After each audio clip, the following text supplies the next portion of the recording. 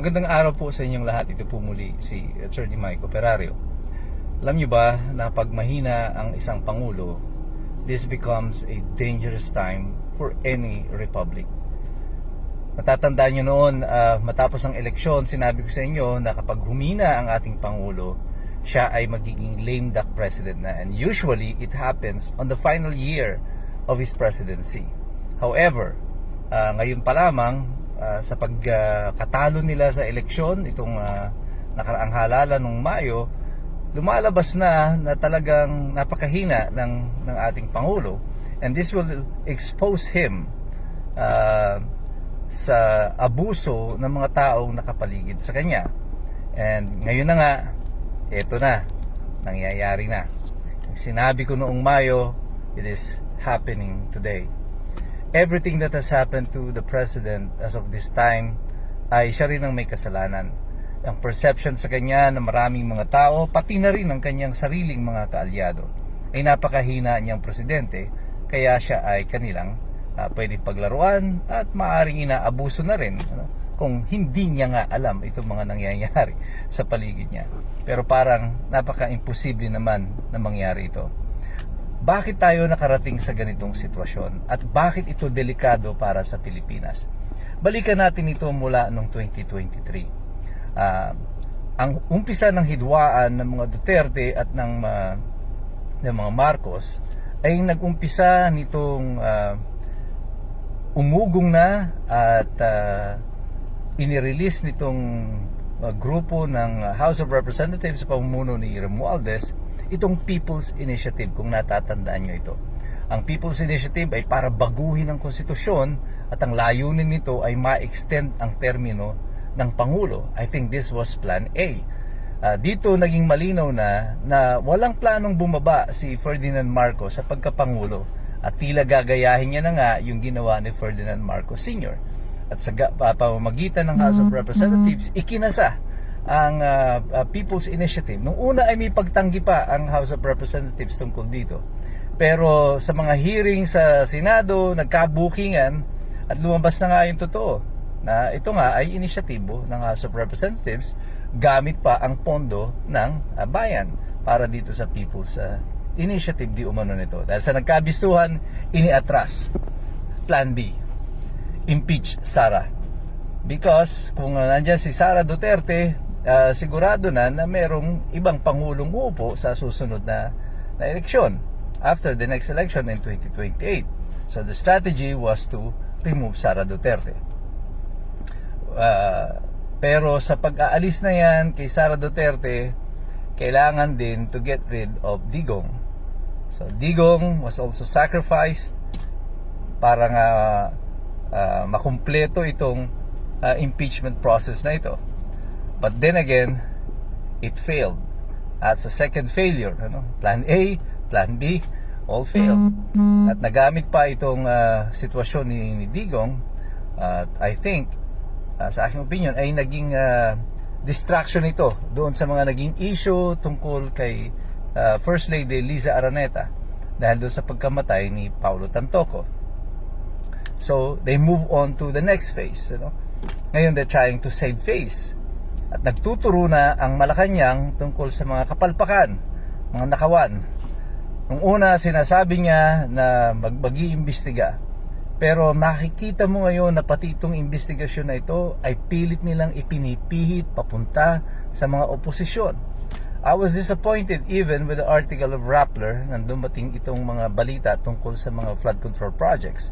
Kasi, ang nauna kong nakita mga pangalan na tinuturo ng Rappler ay si Chis Escudero, si Villanueva, Senator Villanueva, and then si Zaldico. It appears na parang si Zaldico will be the sacrificial lamb, pero majority ng blame ay gusto nilang ituro doon sa mga tingin nila will become the opposition to President Marcos. At recently nga nakita ninyo itong nangyari. Pagkatapos ng inspection sa Bulacan, lumipat sa Benguet. At ang project po kasi nito sa Benguet, I think was completed in 2022. Ito po ang budget na ginamit dito ay budget pa po noong 2022. Sa panahon pa po ni Rodrigo Duterte, pero kalahati noong 2022 ay panahon na po ni Ferdinand Marcos. Nag-switch sila ng pagtuturo, ng blame, para may makita na ang project noong 2022 ay meron din ganitong nangyari. However, this is not a flood control project. This is a regular road protection project, at this was done at the initiative of ACT CIS. Yun pong party list noon nila Tulfo, ng mga Tulfo brothers. Sila po ang nag-inisyatibo nito. Pero makikita mo dito yung dahan-dahang pagpihit na muli para ang blame ay malipat sa mga oposisyon at hindi po sa administrasyon. That's why I keep on saying all this investigation, all of this inspection is just a joke. Ito ay isang malaking kalokohan sapagkat walang intensyon na makarating dito sa katotohanan. Because if you really want the truth, the first thing you must do is to fire the Secretary of the DPWH.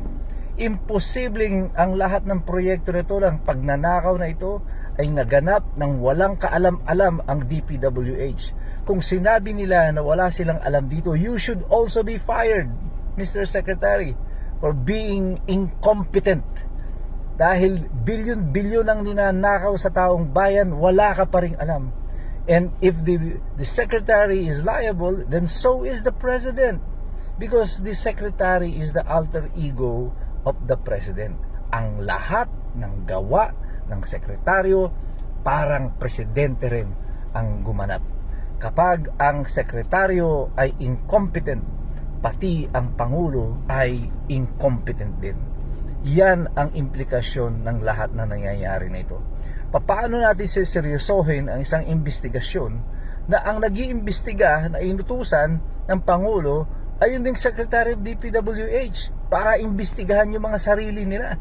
Bakit nila gagawin yun? Bakit ang mga House of Representatives na kaalyado niya, wala pa siyang pinapangalanan hanggang sa kasalukuyan?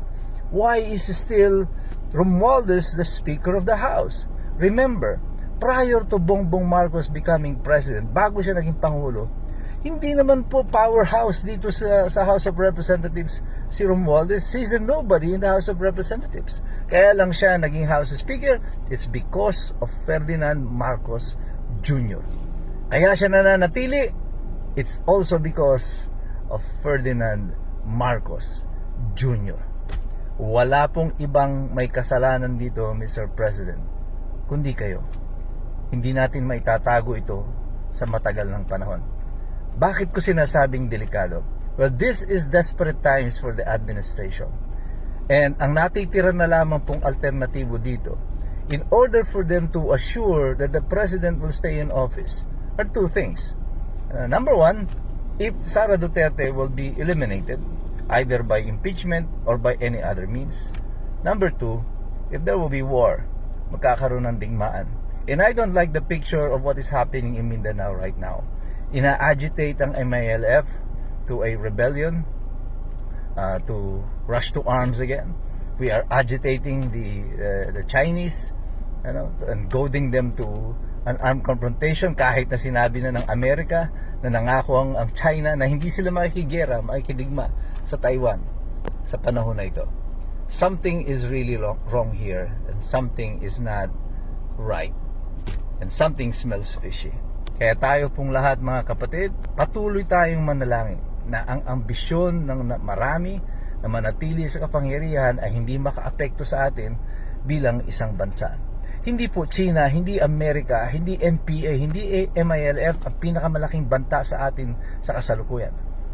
Ang pinakamalaking banta sa atin sa kasalukuyan, itong walang habas na korupsyon, pagnanakaw, ang pagkagahaman sa kapangyarihan ng iilan. Pero tayong lahat dapat makilahok dito, sumali tayo dito. Tayo ay mag-aral, mag-participate, sapagkat mahirap makialam ang taong walang alam. God bless you, God bless us all. Mabuhay ang Republika ng Pilipinas.